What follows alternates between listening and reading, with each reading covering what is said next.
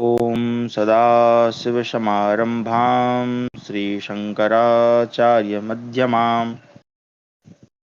अस्मदाचार्यपर्यन्तां वन्दे गुरुपरम्परां। ध्येयं सदा परिभवग्नमभीष्टदोहं तीर्थास्पदं शिवविरञ्चिनुतं शरण्यं विद्यार्थिहं प्रणतपालभवाब्धिपोतं वन्दे महापुरुषते चरणारविन्दं। सच्चिदानन्दरूपाय विश्वोत्पत्त्यादिहेतवे तापत्रयविनाशाय श्रीकृष्णाय वयं नमः। आप सभी का स्वागत है आज की हमारी शास्त्र अध्ययन की कक्षा में, जहां हम अध्ययन कर रहे हैं महाभारत। और इस समय हम जो है उद्योग पर्व का अध्ययन कर रहे हैं। उद्योग पर्व में भगवान श्री कृष्ण जो हैं युधिष्ठिर आदि जो पांडव हैं उनके दूत बनकर इस समय हस्तिनापुर में गए हुए हैं, और जो संभावी युद्ध है, जो आने वाला युद्ध है, उसको टालने का प्रयास कर रहे हैं। हालांकि जानते हुए भी कि दुर्योधन किसी भी तरह से उनकी बात नहीं मानेगा, संधि के प्रस्ताव को स्वीकार नहीं करेगा, तथापि वो प्रयास कर रहे हैं। तो वहां जाकर वो उस सभा में, जहां पर सभी राजा उपस्थित हैं, एक प्रभावशाली भाषण देते हैं। उसके बाद वहां पर जब उनके भाषण को सुनते हैं तो वहां पे कोई भी जो है उत्तर नहीं करता है, प्रत्युत्तर नहीं करता है। तो वहां पर वो जो ऋषि मुनि गण वहां पर उपस्थित हुए हैं, जिनमें कण्व हैं, नारद जी हैं, वो प्राचीन इतिहास बताकर, या यूं कहें कि प्राचीन कथाओं, क्योंकि हमारे यहाँ कथा की परंपरा है कि कथाओं के माध्यम से हम जो है उचित शिक्षा या अच्छी शिक्षा देते आए हैं। ये हमारे ब्राह्मण ग्रंथों से ही प्रचलन है। तो प्राचीन कथाएं, प्राचीन इतिहास राजा धृतराष्ट्र के दरबार में सुना रहे हैं और उनको प्रेरित कर रहे हैं कि संधि करना कितना अच्छा है। तो उसके आगे हम आज पढ़ेंगे। चलिए, मैं अच्छा स्क्रीन शेयर कर नहीं सकते, सीधा आरंभ करते हैं। तो हमारा है शततमोध्याय, यानी 100वां अध्याय, हिरण्यपुर का दिग्दर्शन और वर्णन। तो इस समय नारद जी जो है वर्णन कर रहे हैं, और वो पाताल में जो मातली हैं, जो कि अपनी कन्या के लिए वर ढूंढ रहे हैं। तो वो सब जगह ढूंढ चुके हैं, लेकिन उन्हें कन्या के लिए कहीं उपयुक्त तो वर नहीं मिला। तो इस समय वो पाताल लोक में गए हैं, नागलोक में गए हैं, जहां पर वो जिनकी भेंट नारद जी से होती है। और नारद जी फिर वहां पाताल लोक में उनको अलग अलग जो कक्ष हैं, या कक्ष मतलब यानी अलग अलग जो लोक हैं, उनका दर्शन करा रहे हैं। तो उसमें हिरण्यपुर का दिग्दर्शन करा रहे हैं। नारदो वाचो हिरण्यपुरमित्येतच्चातं पुरवरं हत्यत्यानां दानवानां च माया सद्विचारिणाम् अल्पेन प्रयत्नेन निर्मितं विश्वकर्मणा मयेन मनसा सृष्टं पातालतलमाश्रितम् अत्र माया सहस्राणि विकुर्वाणा महौजसा दानवा निवसन्ति स्म सूरा दत्तवरः पुराः। नारद जी कहते हैं, मातले, यह हिरण्यपुर नामक श्रेष्ठ एवं विशाल नगर है, जहाँ सैकड़ों मायाओं के साथ विचरने वाले दैत्यों और दानवों का निवास स्थान है। असुरों के विश्वकर्मा मय ने अपने मानसिक संकल्प के अनुसार महान प्रयत्न करके पाताल लोक के भीतर इस नगर का निर्माण किया है। यहाँ सहस्त्रों मायाओं का प्रयोग करने वाले और महान बल पराक्रम से संपन्न वे सूरवीर दानव निवास करते हैं, जिन्हें पूर्व काल में अवध्य होने का वरदान प्राप्त हो चुका है। इंद्र, यम, वरुण, कुबेर तथा और कोई भी देवता भी इन्हें वश में नहीं कर सकता। मातले, भगवान विष्णु के चरणों से उत्पन्न हुए कालखंज नामक असुर तथा ब्रह्मा जी के पैरों से प्रकट हुए बड़ी बड़ी दाढ़ों वाले भयंकर वेग से युक्त प्रगतिशील पवन के समान पराक्रमी एवं मायावल से संपन्न नैऋत और यातुधान इस नगर में निवास करते हैं। यही निवात कवच नामक दानव निवास करते हैं, जो युद्ध में उन्मत्त होकर लड़ते हैं। तुम तो जानते ही हो कि इंद्र भी इन्हें पराजित करने में समर्थ नहीं हो रहे हैं। मातले, तुम्हारा पुत्र गौमुख तथा पुत्र सहित सचिपति देवराज इंद्र अनेक बार इनके सामने मैदान छोड़कर भाग चुके हैं। मातले, देखो, इनके ये सोने और चांदी के भवन कितनी शोभा पा रहे हैं। इनका निर्माण शिल्प शास्त्रीय विधान के अनुसार हुआ है, तथा ये सभी महल एक दूसरे से सटे हुए हैं। इन सब में वैदूर्य मणि जड़ी हुई हैं, जिससे इनकी विचित्र शोभा हो रही है। स्थान स्थान पर मूंगों से सुसज्जित होने के कारण इनका सौंदर्य अधिक बढ़ गया है। आग के फूल और स्फटिक मणि के समान ये उज्ज्वल दिखाई देते हैं, तथा उत्तम हीरों से जटित होने के कारण इनकी दीप्ति अधिक बढ़ गई है। इनमें से कुछ तो मिट्टी के बने हुए से जान पड़ते हैं, कुछ पद्मराग मणि द्वारा निर्मित प्रतीत होते हैं, कुछ मकान पत्थरों के और कुछ लकड़ियों के बने हुए से दिखाई देते हैं। ये सूर्य तथा प्रज्वलित अग्नि के समान प्रकाशित हो रहे हैं। मड़ियों की झालरों से इनकी विचित्र छटा दृष्टिगोचर हो रही है। ये सभी भवन ऊंचे और घने हैं। हिरण्यपुर के ये भवन कितने सुंदर हैं और किन किन द्रव्यों से बने हुए हैं, इसका निरूपण नहीं किया जा सकता। अपने उत्तम गुणों के कारण इनकी बड़ी प्रसिद्धि है। लंबाई, चौड़ाई तथा सर्वगुण संपन्नता की दृष्टि से ये सभी प्रशंसा के योग्य हैं। देखो, दैत्यों के उद्यान एवं क्रीड़ा स्थान कितने सुंदर हैं। इनकी सैयाएं भी इनके अनुरूप ही हैं। इनके उपयोग में आने वाले पात्र और आसन भी रत्न जटित एवं बहुमूल्य हैं। यहाँ के पर्वत मेघों की घटा के समान जान पड़ते हैं। वहां से जल के झरने गिर रहे हैं। इन वृक्षों की ओर दृष्टिपात करो, ये सभी इच्छानुसार फल और फूल देने वाले तथा कामचारी हैं। मातले, यहाँ भी तुम्हें कोई सुंदर वर प्राप्त हो सकता है, अथवा तुम्हारी राय हो तो इस भूमि की किसी दूसरी दिशा की ओर चले। तब ऐसी बातें करने वाले नारद जी से मातली ने कहा, देवर्षि, मुझे कोई ऐसा कार्य नहीं करना चाहिए जो देवताओं को अप्रिय लगे। यद्यपि देवता और दानव परस्पर भाई ही हैं, तथापि इनमें सदा बैरभाव बना रहता है। ऐसी दशा में मैं शत्रु पक्ष के साथ अपनी पुत्री का संबंध कैसे पसंद करूंगा। इसलिए अच्छा यही होगा कि हम लोग किसी दूसरी जगह चले। मैं दानवों से साक्षात्कार भी नहीं कर सकता। मैं यह भी नहीं जानता हूँ कि आपके मन में हिंसात्मक कार्य यानी युद्ध का अवसर उपस्थित करने की प्रबल इच्छा रहती है। इस प्रकार हमारा 100वां अध्याय समाप्त हुआ। 101वां अध्याय गरुड़ लोक तथा गरुड़ की संतानों का वर्णन। नारदोवाच अयं लोकः सुपर्णानां पक्षिणां पन्नगाशिनां विक्रमे गमने भारो नैषामस्ति परिश्रमा वै न ते सूतौ षड्विस्तमिदं कुलं सुमुखेन सुनाम्ना च सुनेत्रेण सुवर्चसा शुचा पक्षिराजेन सुबलेन च मातुले वर्धितानि प्रत्यावे विनता कुलकर्तृभिः। नारद जी कहते हैं, मातले, यह सर्पभोजी गरुड़वंशी पक्षियों का लोक है, जिन्हें पराक्रम प्रकट करने, दूर तक उड़ने और महान भार ढोने में तनिक भी परिश्रम नहीं होता। देव सारथी मातले, यहाँ वृंतानंदन गरुड़ के छह छह पुत्रों ने अपनी वंश परंपरा का विस्तार किया है, जिनके नाम इस प्रकार हैं, सुमुख, सुनामा, सुनेत्र, सुवर्चा, सुरुच तथा पक्षीराज सुबल। वृंता के वंश की वृद्धि करने वाले कश्यप कुल में उत्पन्न हुए तथा ऐश्वर्य का विस्तार करने वाले इन छहों पक्षियों ने गरुड़ जाति की सैकड़ों और सहस्त्रों शाखाओं का विस्तार किया है। ये सभी श्री संपन्न तथा श्रीवत्स चिन्ह से विभूषित हैं। सभी धन संपत्ति की कामना रखते हुए अपने भीतर अनंत बल धारण करते हैं। ब्राह्मण कुल में उत्पन्न होकर भी ये कर्म से क्षत्रिय हैं। इनमें दया नहीं होती। ये सर्पों को ही अपना आहार बनाते हैं। इस प्रकार अपने भाई बंधुओं और नागों का संहार करने के कारण इन्हें ब्राह्मणत्व प्राप्त नहीं है। मातले, अब मैं इनके कुछ प्रधान व्यक्तियों के नाम बताऊंगा, तुम श्रवण करो। इनका कुल भगवान विष्णु का पार्षद होने के कारण प्रशंसनीय है। भगवान विष्णु ही इनके देवता हैं, वे ही इनके परम आश्रय हैं। भगवान विष्णु इनके हृदय में सदा विराजते हैं और वे विष्णु ही सदा इनकी गति हैं।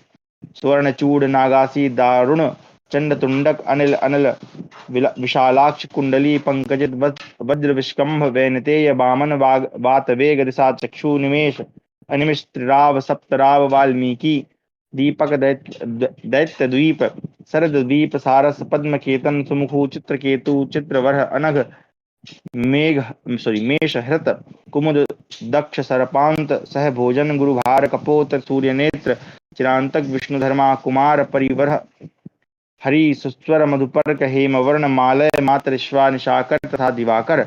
इस प्रकार संक्षेप से मैंने इन मुख्य मुख्य गरुड़ संतानों का वर्णन किया है। ये सभी यशस्वी तथा महाबली बताए गए हैं। मातले, यदि इनमें से तुम्हारी कोई रुचि न हो तो आओ अन्यत्र चलें। अब मैं तुम्हें उस स्थान पर ले जाऊंगा जहां तुम्हें कोई ना कोई वर अवश्य मिल जाएगा। इस प्रकार हमारा 101वां अध्याय समाप्त हुआ। 102वां अध्याय सुरभि तथा उसकी संतानों के साथ रसातल के सुख का वर्णन। नारदोवाच इदं रसातलं नाम सप्तमं पृथ्वीतलं यत्रास्ते सुरभि माता गवाममृत संभवा क्षरन्ती सततं क्षीरं पृथ्वी सार संभवम षडाणां रसनां सारेण षडां रसानां सारेण रसमेकं मनुत्तम अमृतेनाभितृप्तस्य सारमुद्गिरतः पुरा पितामहस्य वदनात् उत्तिष्ठद अनंदिता। नारद जी बोले, मातले, यह पृथ्वी का 7वां तल है, जिसका नाम रसातल है।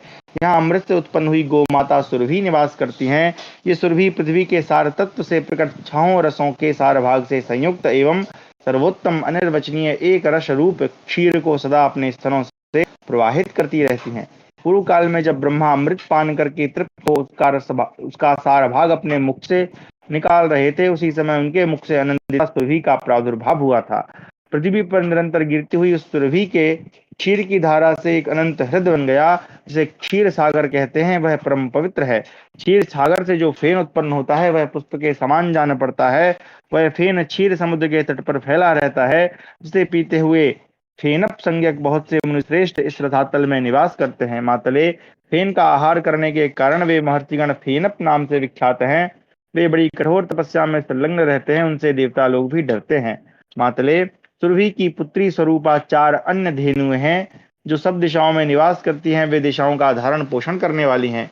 स्वरूपा नाम वाली धेनु पूर्व दिशा को धारण करती है, तथा उससे भिन्न दक्षिण दिशा का हंसिका नाम वाली धेनु धारण पोषण करती है।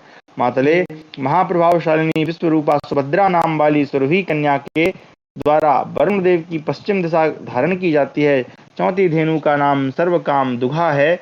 मातले, वह धर्मयुक्त कुबेर संबंधिनी उत्तर दिशा का धारण पोषण करती है।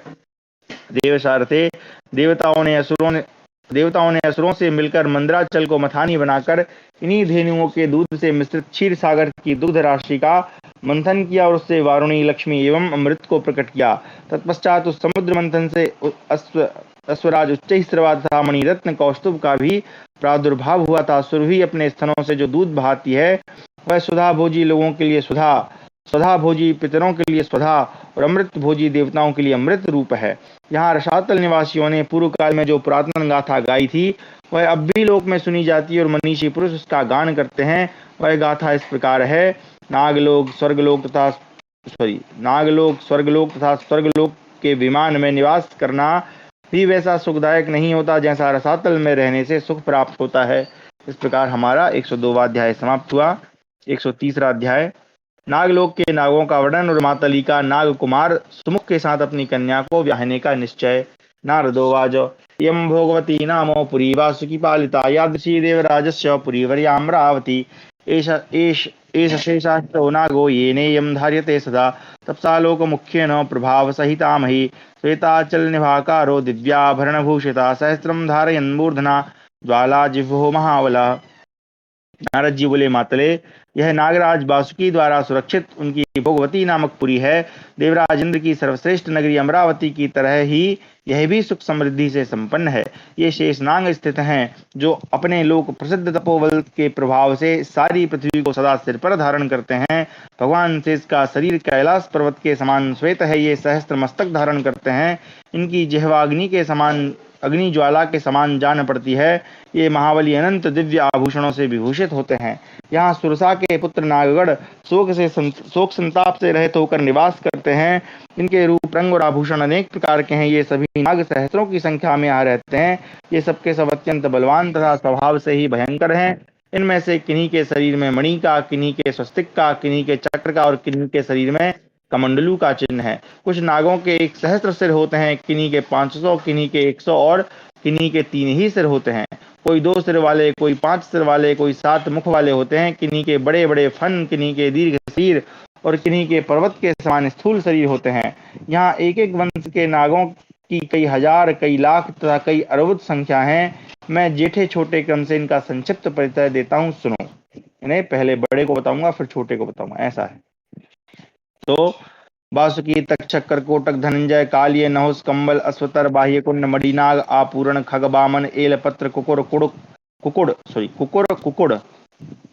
आर्यक, नंदक, कलश, पोतक, कैलासक, पिंजरक, ऐरावत, सुमनोमुख, दधिमुख, शंख, नंद, उपनंद, आप्त, कोटरक, शिखी, निष्ठुरिक, तित्तिरी, हस्तिभद्र, कुमुद, माल्य, पिंडक, पद्मनामक, 2 नाग, पुंडरीक, पुष्प, मुदगर, पर्णक, करवीर, पीठरक, संवृत्त, वृत्त, पिंडार, बिल्वपत्र, मूषिकाद, श्रीशक, दिलीप, शंख, शीर्ष, ज्योतिषक, अपराजित, कौरव, धृतराष्ट्र, कुहर, कृषक, वृजाधारण, सुबाहु, मुखर, जय, बधिर, अंध, विशुंडी, वीरस तथा सुरस, ये और बहुत से दूसरे नाग कश्यप के वंशज हैं। मातले, यदि यहाँ कोई वर तुम्हें पसंद हो तो देखो। अच्छा, ये नागों का वर्णन पहले भी आ चुका है, पहली आदि पर्व में, है ना। कड़ोमनी कहते हैं, राजन, तब मातली स्थिरता पूर्वक एक नाग का निरंतर निरीक्षण करके प्रसन्न से हो उठे और उन्होंने नारद जी से पूछा। मातली ने कहा, देवर्षि, यह जो कौरव्य और आर्यक के आगे कांतिमान और दर्शनीय नाग कुमार खड़ा है, किसके कुल को आनंदित करने वाला है? इसके माता पिता कौन है? यह किस नाग का पौत्र है तथा किसके वंश की महान ध्वज किसके वंश की महान ध्वज के समान शोभा बढ़ा रहा है। देवर्षि, यह अपनी एकाग्रता, धैर्य, रूप तथा तरुण अवस्था के कारण मेरे मन में समा गया है। यह गुड़केशी का श्रेष्ठ पति होने के योग्य है। कण्व मुनि कहते हैं, राजन, मातली को सुमुख के दर्शन से प्रसन्नचित्त देखकर नारद जी ने उस समय उस नाग कुमार के जन्म, कर्म और महत्व का परिचय देना आरंभ किया। नारद जी बोले, मातले, यह नागराज सुमुख है जो ऐरावत कुल में उत्पन्न हुआ है। यह आर्यक का पौत्र है और वामन का दौहित्र है। पौत्र यानी पोता, दौहित्र यानी नाती हम कह सकते हैं।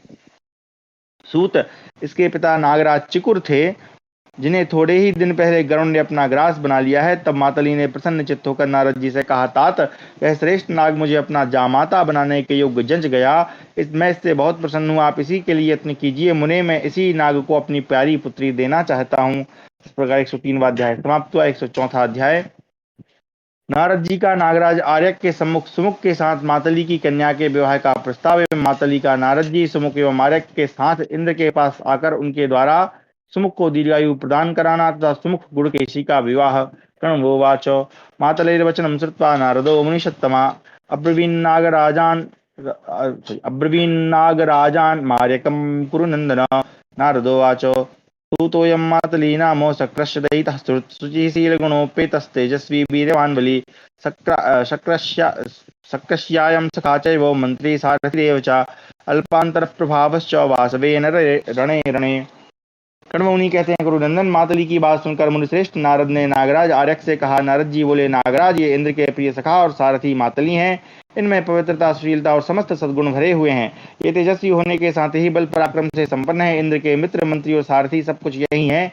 प्रत्येक युद्ध में ये इंद्र के साथ रहते हैं। इनका प्रभाव इंद्र से कुछ ही कम है। ये देवासुर संग्राम में सहस्त्र घोड़ों से जुटे हुए विजयशील श्रेष्ठ रथ का अपने मानसिक संकल्प से ही संचालन और नियंत्रण करते हैं। ये अपने अश्वों द्वारा जिन शत्रुओं को जीत लेते हैं, उन्हीं को देवराजेंद्र अपने बाहुबल से पराजित करते हैं। पहले इनके द्वारा प्रहार हो जाने पर ही बलनाशक इंद्र शत्रुओं पर प्रहार करते हैं। इनके एक सुंदरी कन्या है, जिसके रूप की समानता भूमंडल में कहीं नहीं। उसका नाम गुड़केशी है। वह सत्यशील और सद्गुणों से संपन्न है। देवोपम कांति वाले नागराज, ये मातरी बड़े प्रयत्न से कन्या के लिए वर्ण ढूंढने के निमित्त तीनों लोकों में विचरते हुए यहाँ आए हैं। आपका पौत्र सुमुख इन्हें अपनी कन्या का पति होने योग्य प्रतीत हुआ, उसी को इन्होंने पसंद किया। नागप्रवर आर्य, यदि आपको भी यह संबंध भली भांति रुचिकर जान पड़े तो शीघ्र ही अपनी पुत्री को ब्याह लाने का निश्चय कीजिए। जैसे भगवान विष्णु के घर में लक्ष्मी और अग्नि के घर में स्वाहा शोभा पाती है, उसी प्रकार सुंदरी गुणकेशी तुम्हारे कुल में प्रतिष्ठित हो। अतः आप अपने पौत्र के लिए गुणकेशी को स्वीकार करें। जैसे इंद्र के अनुरूप सची हैं, उसी प्रकार आपके सुयोग्य पौत्र के योग्य गुणकेशी है। आपके और ऐरावत के प्रति हमारे हृदय में विशेष सम्मान है। यह सुमुख भी शील, सोच और इंद्रिय संयम आदि सद्गुणों से संपन्न है। इसलिए इसके पितृहीन होने पर भी हम गुणों के कारण इसका वर्णन करते हैं। ये मातली स्वयं चलकर कन्यादान करने को उद्यत हैं। आपको भी इनका सम्मान करना चाहिए। कण्वमुनि कहते हैं, गुरुनंदन, तब नागराज आर्यक प्रसन्न होकर दीन भाव से बोले। आर्यक पुनः बोले, देवर्षि, मेरा पुत्र मारा गया और पौत्र का भी उसी प्रकार मृत्यु ने वर्ण किया है। अतः मैं गुणकेशी को बहू बनाने की इच्छा कैसे करूं? महर्षि, मेरे दृष्टि में आपके इस वचन का कम आदर नहीं है। और ये मातली तो इंद्र के साथ रहने वाले सखा हैं, अतः ये किसको प्रिय नहीं लगेंगे। परंतु माननीय महामुने, कारण की दुर्बलता से मैं चिंता में पड़ा रहता हूँ। महादिते, इस बालक का पिता जो मेरा पुत्र था, गरुड़ का भोजन बन गया। इस दुख से हम लोग पीड़ित हैं। प्रभु, जब गरुड़ यहाँ से जाने लगे तब पुनः यह कहते गए कि मैं दूसरे महीने में सुमुख को भी खा जाऊंगा। अवश्य ही ऐसा ही होगा, क्योंकि हम गरुड़ के निश्चय को जानते हैं। गरुड़ के कथन से मेरी हंसी खुशी नष्ट हो गई है। कण्वमुनि कहते हैं, राजन, तब मातली ने आर्यक से कहा, मैंने इस विषय में एक विचार किया है। यह तो निश्चय ही है कि मैंने आपके पौत्र को जामाता के पद पर वर्ण कर लिया। अतः यह नागकुमार मेरे और नारद जी के साथ त्रिलोकी देवराजेंद्र के पास चलकर उनका दर्शन करे। साधु शिरोमणि, तदनंतर मैं अविशिष्ट कार्य द्वारा इसकी आयु के विषय में जानकारी प्राप्त करूंगा और इस बात की भी चेष्टा करूंगा कि गरुड़ इसे मार न सके।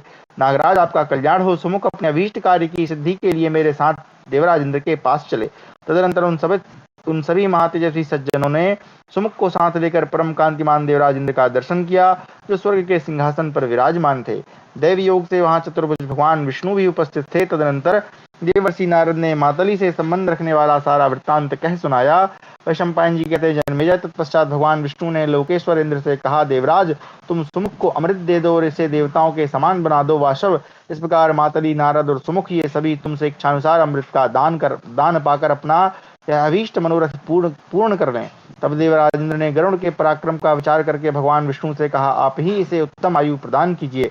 तब विष्णु बोले, प्रभो तुम इस संपूर्ण जगत में जितने भी चराचर प्राणी हैं उन सबके ईश्वर और तुम्हारी दी हुई आयु को बिना दी हुई करने यानी मिटाने का साहस कौन कर सकता है।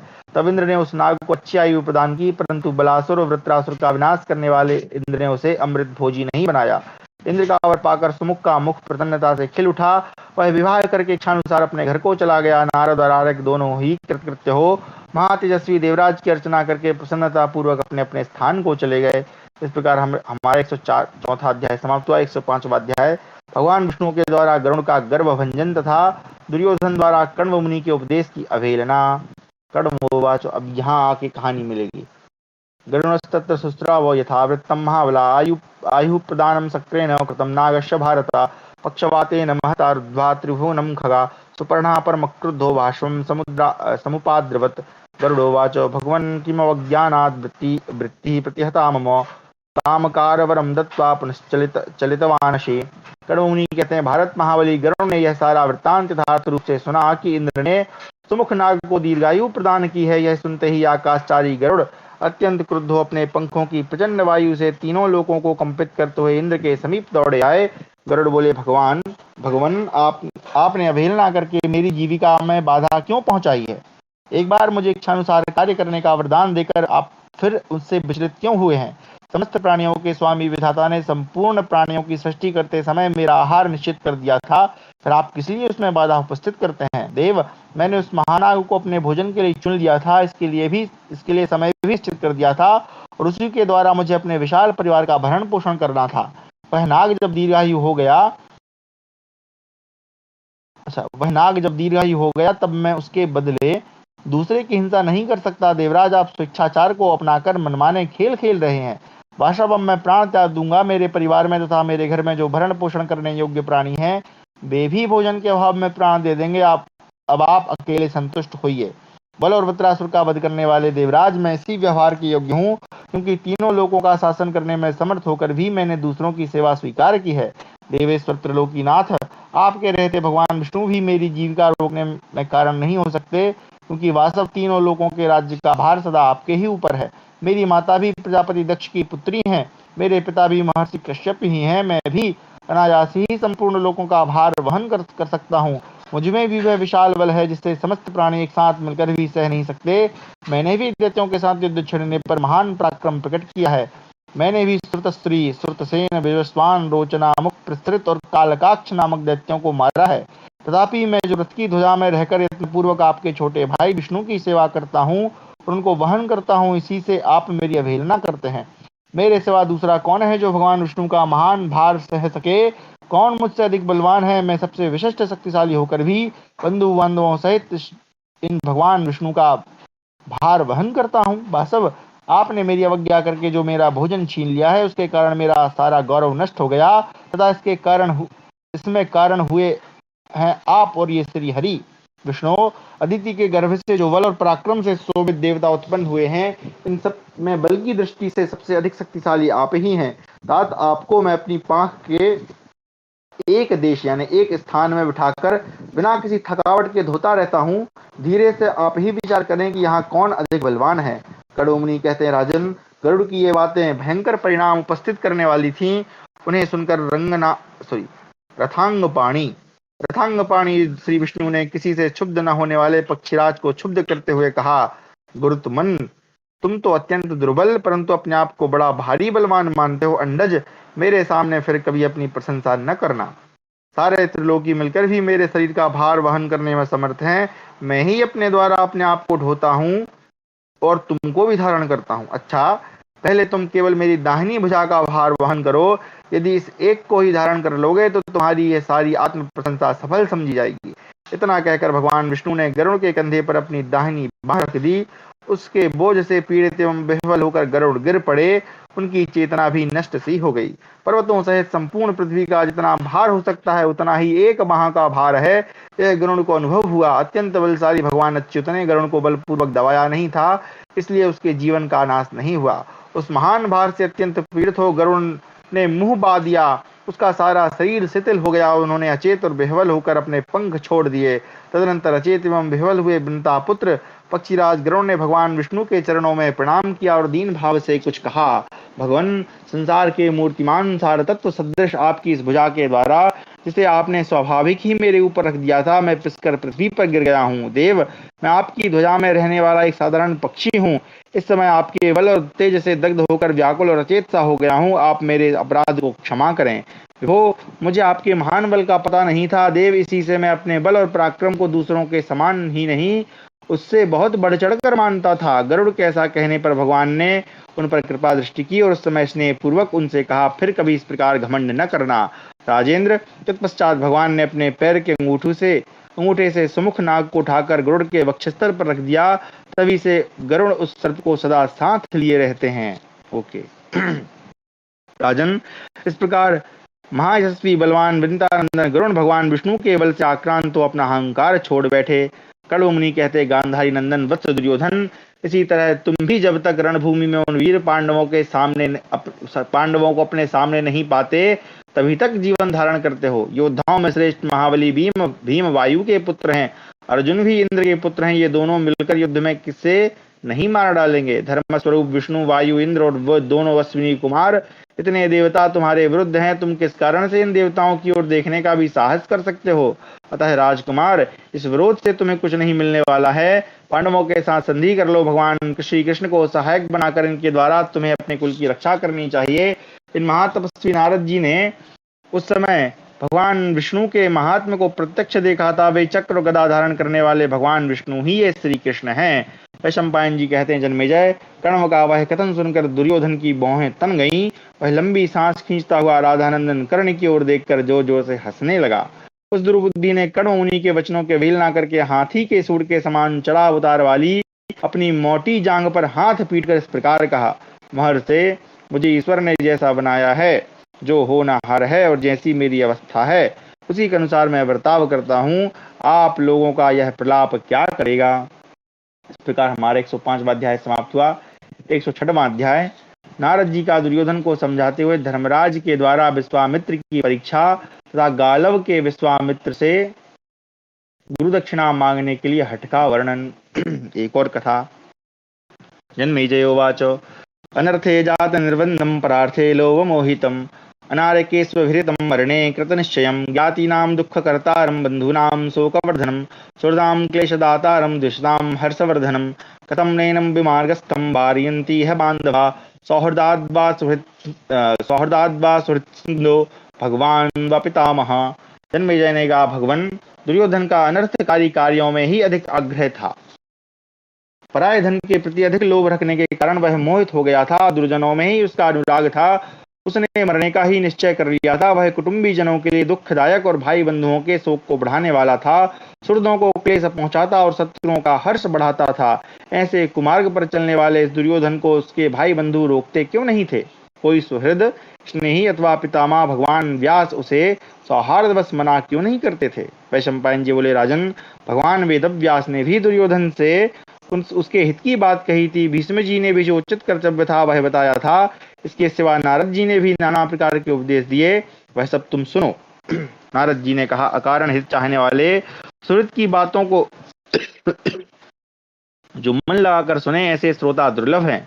हितैषी सुहृद भी दुर्लभ ही हैं, क्योंकि महान संकट में सुहृद ही खड़ा हो सकता है, वहां भाई बंधु नहीं ठहर सकते। सुहृद का मतलब होता है मित्र। कुरुनंदन, मैं देखता हूं कि तुम्हें अपने सुहृदों के उपदेश या सुहृद मतलब जो हमारे, जिसका सुंदर हृदय है, जो हमारा भला चाहता है, इस प्रकार का व्यक्ति। तुम्हें अपने सुहृदों के उपदेश को सुनने की विशेष आवश्यकता है। अतः मैं तुम्हें किसी एक बात का दुराग्रह नहीं रखना चाहिए। यानी एक ही बात पे मत अड़े रहो। आग्रह का परिणाम बड़ा भयंकर होता है। आग्रह यानी दुराग्रह का जो परिणाम है वो बड़ा भयंकर होता है। इस विषय में विज्ञ पुरुष इस पुरातन इतिहास का उदाहरण दिया करते हैं, जिससे ज्ञात होता है कि महर्षि गालव ने हठ या दुराग्रह के कारण पराजय प्राप्त की थी। पहले की बात है, साक्षात धर्मराज महर्षि भगवान वशिष्ठ का रूप धारण करके तपस्या लगे हुए विश्वामित्र के पास उनकी परीक्षा लेने के लिए आए। भारत धर्म सप्तर्षियों में से एक वशिष्ठ जी का वेश धारण करके भूख से पीड़ित हो भोजन की इच्छा से विश्वामित्र के आश्रम पर आए। विश्वामित्र जी ने बड़ी उतावली के साथ उनके लिए उत्तम भोजन देने की इच्छा से यत्नपूर्वक चरुपाक बनाना आरंभ किया, परंतु ये अतिथि देवता उनकी प्रतीक्षा न कर सके। उन्होंने जब दूसरे तपस्वी मुनियों का दिया हुआ अन्न खा लिया, तब विश्वामित्र जी भी अत्यंत उष्ण भोजन लेकर उनकी सेवा में उपस्थित हुए। उस समय भगवान धर्म यह कहकर कि मैंने भोजन कर लिया, अब तुम रहने दो, वहां से चल दिए। राजन तब महातेजस्वी विश्वामित्र मुनि वहां उसी अवस्था में खड़े ही रह गए। कठोर व्रत का पालन करने वाले विश्वामित्र ने दोनों हाथों से उस भोजन पात्र को थामकर माथे पर रख लिया और आश्रम के समीप ही ठूंठे पेड़ की भांति वे निश्चेष्ट खड़े रहे। इस अवस्था में केवल वायु ही उनका आहार था। उन दिनों उनके प्रति गौरव बुद्धि, विशेष आदर सम्मान का भाव तथा प्रेम भक्ति होने के कारण उनकी प्रसन्नता के लिए गालव मुनि यत्न पूर्वक उनकी सेवा शुश्रूषा में लगे रहते थे। तदनंतर 100 वर्ष पूर्ण होने पर पुनः धर्मदेव वशिष्ठ मुनि का वेश धारण करके भोजन की इच्छा से विश्वामित्र मुनि के पास आए। उन्होंने देखा कि परम बुद्धिमान महर्षि विश्वामित्र केवल वायु पी कर रहते हुए सिर पर भोजन पात्र रखे खड़े हैं। यह देखकर धर्म ने वह भोजन ले लिया। वह अन्न उसी प्रकार तुरंत की तैयार की हुई रसोई के समान गर्म था। उसे खाकर वे बोले, ब्रह्मर्षि, मैं आप पर बहुत प्रसन्न हूँ। ऐसा कहकर मुनिवेशधारी धर्मदेव चले गए। क्षत्रियत्व से ऊंचे उठकर ब्राह्मणत्व को प्राप्त हुए विश्वामित्र को धर्म के वचन से उस समय बड़ी प्रसन्नता हुई। वे अपने शिष्य तपस्वी गाल मुनि की सेवा शुश्रूषा तथा भक्ति से संतुष्ट होकर बोले, वत्स गालव, अब मैं तुम्हें आज्ञा देता हूँ, तुम्हारी जहाँ इच्छा हो जाओ। उनके इस प्रकार आदेश देने पर गालव ने प्रसन्नता प्रकट करते हुए मधुर वाणी में महातेजस्वी मुनिवर विश्वामित्र से इस प्रकार पूछा, भगवान, मैं आपको गुरु दक्षिणा के रूप में क्या दूं? मानद दक्षिणा युक्त कर्म ही सफल होता है। दक्षिणा देने वाले पुरुष को ही सिद्धि प्राप्त होती है। दक्षिणा देने वाला मनुष्य ही स्वर्ग में यज्ञ का फल पाता है। वेद में दक्षिणा को ही शांतिप्रद बताया गया है। अतः पूज्य गुरुदेव बतावें, मैं क्या गुरु दक्षिणा ले आऊं? गालव की सेवा शुश्रूषा से भगवान विश्वामित्र उसके बस में हो गए थे। अतः उनके उपकार को समझते हुए विश्वामित्र ने उनसे बार बार कहा, जाओ जाओ। उनके द्वारा बारंबार जाओ जाओ की आज्ञा मिलने पर भी गालव ने अनेक प्रकार आग्रह पूर्वक पूछा, मैं आपको क्या गुरु दक्षिणा दूं? तपस्वी गालव के बहुत आग्रह करने पर विश्वामित्र को क्रोध आ गया। अतः उन्होंने इस प्रकार कहा। देखिए, इसलिए कहते हैं कि अति सर्वत्र वर्जेत, किसी भी काम में अति नहीं करना चाहिए। अब बार बार पूछ रहे हैं तो गुस्से में अब उन्होंने क्या कहा, गालव, तुम मुझे चंद्रमा के समान श्वेत रंग वाले 800 घोड़े दो, जिनके कान एक ओर से श्याम वर्ण के हों। जाओ, देर न करो। यानी घोड़ों का रंग श्वेत वर्ण हो और कान जो है एक ओर से श्याम वर्ण के। वाह। इस प्रकार हमारा 106वां अध्याय समाप्त हुआ। 107वां अध्याय, गालव की चिंता और गरुड़ का आकर उन्हें आश्वासन देना। नारदोवाचो एवं मुक्तस्तदा तेन विश्वामित्रेण धीमता नास्तेन सेतेनाहारं कुरुते गालवस्तदा तुगस्थीभूतो हरिणश्चिन्तया शोकपरायणा शोचमानो त्रिमात्रं सा दह्यमानश्च मन्युना। कालवो दुःखितो दुःखाद् विललाप सुयोधना। कुतः पुष्टानि मित्राणि कुतोऽर्थः संचयः कुतः अयानां चंद्रशुभ्राणां शतान्यष्टौ कुतो मम। नारद जी ने कहा, राजन, उस समय परम बुद्धिमान विश्वामित्र के ऐसा कहने पर गालव मुनि तब से न कहीं बैठते, न सोते, न भोजन ही करते थे। वे चिंता और शोक में डूबे रहने के कारण पांडु वर्ण के हो गए।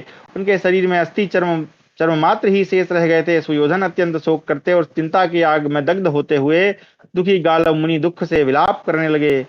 मेरे ऐसे मित्र कहाँ जो धन से पुष्ट हों? मुझे कहाँ से धन प्राप्त होगा? कहाँ मेरे लिए धन संग्रह करके रखा हुआ है और कहाँ से मुझे चंद्रमा के समान श्वेत वर्ण वाले 800 घोड़े प्राप्त होंगे?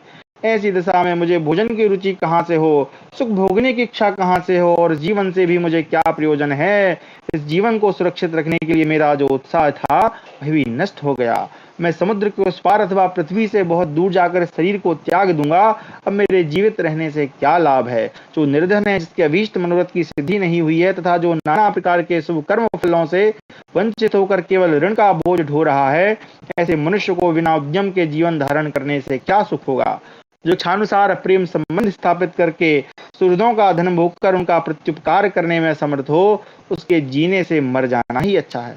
जो करूंगा ऐसा कहकर किसी कार्य को पूर्ण करने की प्रतिज्ञा कर ले, परंतु आगे चलकर उस कर्तव्य का पालन न कर सके, उस असत्य भाषण से दग्ध हुए पुरुष के इष्ट और आपूर्त सभी नष्ट हो जाते हैं। सत्य से शून्य मनुष्य का जीवन नहीं के बराबर है। मिथ्यावादी को संतति नहीं प्राप्त होती है, झूठे को प्रभुत्व नहीं मिलता, फिर उसे शुभ गति कैसे प्राप्त हो सकती है। कृतघ्न मनुष्य को सुयश कहाँ, स्थान या प्रतिष्ठा कहाँ और सुख भी कहाँ है। कृतघ्न मानव अविश्वसनीय होता है, उसका कभी उद्धार नहीं होता। निर्धन एवं पापी मनुष्य का जीवन वास्तव में जीवन नहीं है। पापी मनुष्य अपने कुटुंब का पोषण भी कैसे कर सकता है। पापात्मा निर्धन पुरुष अपने पुण्य कर्मों का नाश करता हुआ स्वयं भी निश्चय ही नष्ट हो जाता है। मैं पापी, कृतघ्न, कृपण और मिथ्यावादी हूँ, जिसने गुरु से तो अपना काम करा लिया, परंतु स्वयं जो उन्हें देने की प्रतिज्ञा की है उसकी पूर्ति नहीं कर पा रहा हूँ। अतः मैं कोई उत्तम प्रयत्न करके अपने प्राणों का परित्याग कर दूंगा। मैंने आज से पहले देवताओं से कभी कोई याचना नहीं की है। सब देवता यज्ञ में मेरा समादर करते हैं। अब मैं त्रिभुवन के स्वामी एवं जंगम जीवों के सर्वश्रेष्ठ आश्रय, सर्वश्रेष्ठ सच्चिदानंद घन भगवान विष्णु की शरण में जाता हूँ। इनकी कृपा से समस्त देवताओं और असुरों को भी यथेष्ट भोग प्राप्त होते हैं। उन्हीं अविनाशी योगी भगवान विष्णु का मैं प्रणत भाव से दर्शन करना चाहता हूँ। गालव के इस प्रकार कहने पर उनके सखा विनीतानंदन गरुड़ ने अत्यंत प्रसन्न होकर उनका प्रिय करने की इच्छा से उन्हें दर्शन दिया और इस प्रकार कहा, गालव, तुम मेरे प्रिय सुहृद हो और मेरे सुहृदों के भी प्रिय सुहृद हो। सुहृदों का यह कर्तव्य है कि यदि उनके पास धन वैभव हो तो वे उसका अपने सुहृद का अभीष्ट मनोरथ पूर्ण करने के लिए उपयोग करें। ब्राह्मण, मेरे सबसे बड़े वैभव हैं इंद्र के छोटे भाई भगवान विष्णु। मैंने पहले तुम्हारे लिए उनसे निवेदन किया था और उन्होंने मेरी इस प्रार्थना को स्वीकार करके मेरा मनोरथ पूर्ण किया था। अतः आओ हम दोनों चलें। गालव, मैं तुम्हें सुखपूर्वक ऐसे देश में पहुंचा दूंगा जो पृथ्वी के अंतर्गत या समुद्र के उस पार है। चलो विलंब न करो। इस प्रकार 107वां अध्याय समाप्त हुआ। 108वां अध्याय गरुड़ का गालव से पूर्व दिशा का वर्णन करना। अब ये जा रहे हैं, दिशाओं का वर्णन करेंगे। तु पर्णोवाच अनुशिष्टोस्मि देवेनो गालवज्ञात योनिना ब्रूहि कामं तु काम्यामि दृष्टुं प्रथमतो दिशम् पूर्वां वा दक्षिणां वाहमथवां पश्चिमां दिशाम् उत्तरां वा दिशश्रेष्ठो कुतो गच्छामि गालव यस्यामुदेते पूर्वं सर्वलोक प्रभावना सविता यत्र संध्यायां साध्यानां वर्तते तपः। गरुड़ ने कहा, गालव, अनादिदेव भगवान विष्णु ने मुझे आज्ञा दी है कि मैं तुम्हारी सहायता करूं, अतः तुम अपनी इच्छा के अनुसार बताओ, मैं सबसे पहले किस दिशा की ओर चलूं। श्रेष्ठ गालव, बोलो, मैं पूर्व, दक्षिण, पश्चिम अथवा उत्तर में से किस दिशा की ओर चलूं। विप्रवर, जिस दिशा में संपूर्ण जगत को उत्पन्न एवं प्रभावित करने वाले भगवान सूर्य प्रथम उदित होते हैं, उस दिशा में संध्या के समय साध्यगण तपस्या करते हैं। जिस दिशा में गायत्री जप के द्वारा पहले वह बुद्धि प्राप्त हुई है जिसने संपूर्ण जगत को व्याप्त कर रखा है, धर्म के युगल नेत्र स्वरूप चंद्रमा और सूर्य पहले जिस दिशा में उदित होते हैं और प्रायः पूर्वाभिमुख होकर धर्मानुष्ठान किए जाने के कारण जहाँ धर्म प्रतिष्ठित हुआ है, तथा जिस दिशा में पवित्र भविष्य का हवन करने पर वह आहुति संपूर्ण दिशाओं में फैल जाती है, वही यह पूर्व दिशा दिन एवं सूर्य मार्ग का द्वार है। इसी दिशा में प्रजापति दक्ष की अदिति आदि कन्याओं ने सबसे पहले प्रजावर को उत्पन्न किया और इसी में प्रजापति कश्यप की संतानें वृद्धि को प्राप्त हुई हैं। ब्रह्म से देवताओं की लक्ष्मी का मूल स्थान पूर्व दिशा ही है। इसी में इंद्र का देव सम्राट के पद पर प्रथम अभिषेक हुआ है और इसी दिशा में देवताओं ने तपस्या की है। ब्राह्मण, इन्हीं सब कारणों से इस दिशा को पूर्वा कहते हैं। पूर्वा यानी पहले, क्योंकि सभी काम जो है पहले होते हैं। तो क्योंकि अत्यंत पूर्व काल में, अच्छा, पूर्वा पूर्व काल के संबंध से भी कहते हैं, ओके, क्योंकि पूर्व काल में पहले यही दिशा देवताओं से आवृत हुई थी, अतएव इसे सबकी आदि दिशा कहते हैं। सुख की अभिलाषा रखने वाले लोगों को देव संबंधी सारे कार्य पहले इसी दिशा में करने चाहिए।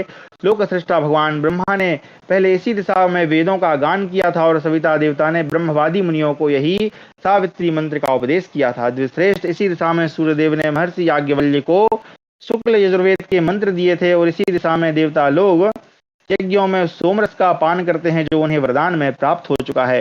इसी दिशा में यज्ञों द्वारा तृप्त हुए अग्निगण अपने योनि स्वरूप जल का उपभोग करते हैं। यहीं वरुण ने पताका का आश्रय लेकर लक्ष्मी को प्राप्त किया था। जो श्रेष्ठ इसी दिशा में पुरातन महर्षि वशिष्ठ की उत्पत्ति हुई है। यहीं उन्हें प्रतिष्ठा यानी सप्तर्षियों में स्थान की प्राप्ति हुई और इसी दिशा में उन्हें निमि के हिसाब से देह त्याग करना पड़ा है। इसी दिशा में प्रणव और वेद की सहस्त्रों शाखाएं प्रकट हुई और उसी में धूमपाई महर्षि गण भविष्य के धूम का पान करते हैं। इसी दिशा में देवराज इंद्र ने इंद्रभाग की सिद्धि के लिए वन में जंगली स्वर आदि हिंसक पशुओं को प्रोक्षित करके देवताओं को सौंपा था। इस दिशा में उदित होने वाले भगवान सूर्य जो दूसरों का अहित करने वाले एवं कृतघ्न मनुष्य और असुर होते हैं उन सबका क्रोधपूर्वक विनाश करते अर्थात उनकी आयु क्षीण कर देते हैं। गालव, यह पूर्व दिग्विभाग ही त्रिलोकी का, स्वर्ग का और सुख का भी द्वार है। तुम्हारी इच्छा हो तो हम दोनों इसमें प्रवेश करें।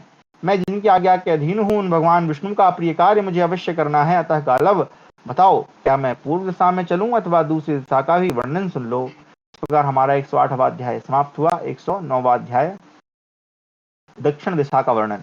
सुपर्णोवाच यं विवस्वता पूर्वं स्रोतेन विधिना किलो गुरवे दक्षिणा दत्ता दक्षिणेत्युच्यते सदिक् अत्र लोकात्रयस्यास्य पितृपक्षा प्रतिष्ठिता अत्रोष्मपाणां देवानां निवासः श्रूयते द्विज अत्र विश्वे सदा देवा पितृभिः सार्धमाशते युज्यमानास्मिन् लोकेषु संप्राप्तास्तुल्यभागताम्। अच्छा, ये जो दिशाओं का वर्णन ये थोड़ा अलग प्रकार का है ना। मुझे लगा कि वहां के स्थान को बताएंगे, लेकिन ये कुछ और ही टाइप का चल रहा है। गरुड़ कहते हैं, गालव, यह प्रसिद्ध है कि पूर्व काल में भगवान सूर्य ने वेदोक्त विधि के अनुसार यज्ञ करके आचार्य कश्यप को दक्षिणा के रूप में इस दिशा का दान किया था, इसलिए इसे दक्षिण दिशा कहते हैं। दक्षिणा के रूप में दी थी इसलिए दक्षिणा, दक्षिण। ब्रह्मण, तीनों लोगों के पितृगण इसी दिशा में प्रतिष्ठित हैं तथा उष्मप नामक देवताओं का निवास भी इसी दिशा में सुना जाता है। पितरों के साथ विश्व देवगण सदा दक्षिण दिशा में ही वास करते हैं। वे समस्त लोकों में पूजित हो श्राद्ध में पितरों के समान ही भाग प्राप्त करते हैं। इसलिए जब हमारे यहाँ श्राद्ध कर्म होता है तो पितरों के साथ विश्व देव जो है उनका भी पूजन किया जाता है। विप्रवर, विद्वान पुरुष इस दक्षिण दिशा को धर्म देवता का दूसरा द्वार कहते हैं। यही चित्रगुप्त आदि के द्वारा त्रुटि और लव आदि सूक्ष्म से सूक्ष्म कालांशों पर दृष्टि रखते हुए प्राणियों की आयु की निश्चित गणना की जाती है। चित्र लोग जो है आयु की गणना करते हैं। त्रुटि लव आप समझ लो कि जो सेकंड होता है उससे भी छोटा जो अंश है वो। देवर्षि, पितृलोक के ऋषि तथा समस्त राजर्षि गण दुख रहित हो सदा इसी दिशा में निवास करते हैं। श्रेष्ठ इसी दिशा रहकर चित्रगुप्त आदि के द्वारा धर्मराज के निकट प्राणियों के धर्म, सत्य तथा साधारण कर्मों के विषय में कहा जाता है। मृत प्राणी तथा उनके कर्म इसी दिशा का आश्रय लेते हैं। विप्रवर, यह वह दिशा है जिसमें मृत्यु के पश्चात सभी प्राणियों को जाना पड़ता है। यह सदा अज्ञानांधकार से आवृत रहती है, इसलिए इसमें सुखपूर्वक यात्रा संभव नहीं हो पाती। विश्रेष्ठ ब्रह्मा जी ने इस दिशा में प्रतिकूल स्वभाव एवं आचरण वाले सहस्त्रों राक्षसों की सृष्टि की है, जिनका दर्शन अशुद्ध अंतःकरण वाले पुरुषों को ही होता है। ब्रह्मन, इसी दिशा में गंधर्वगण मंदराचल के कुंजों और ब्रह्मर्षियों के आश्रमों में मन और बुद्धि को आकर्षित करने वाली गाथाओं का गान करते हैं। पूर्व काल में यही राजा रैवत गाथाओं के रूप में सामगान सुनते सुनते अपनी स्त्री, मंत्री तथा राज्य से भी वियुक्त हो वन को चले गए थे। इनकी कहानी है, रेफरेंस दिया है, आगे हम पढ़ लेंगे। ब्रह्मन, इस दिशा में सावर्णी मनु तथा यवक्रीत के पुत्र सूर्य की गति के लिए मर्यादा गलत पढ़ दिया। ब्रह्मन, इस दिशा में सावर्णी मनु तथा यवक्रीत के पुत्र ने सूर्य की गति के लिए मर्यादा अर्थात सीमा स्थापित की थी, जिसका सूर्यदेव कभी उल्लंघन नहीं करते हैं।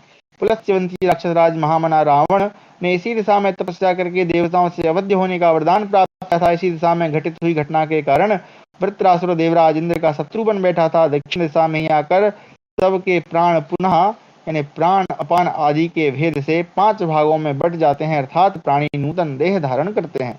गालव, इसी दिशा में पापाचारी मनुष्य नरकों की आग में पकाए जाते हैं। दक्षिण में ही वह वैतरणी नदी है, जो वैतरणी नरक के अधिकारी पापियों से घिरी रहती है। मनुष्य इसी दिशा में जाकर सुख और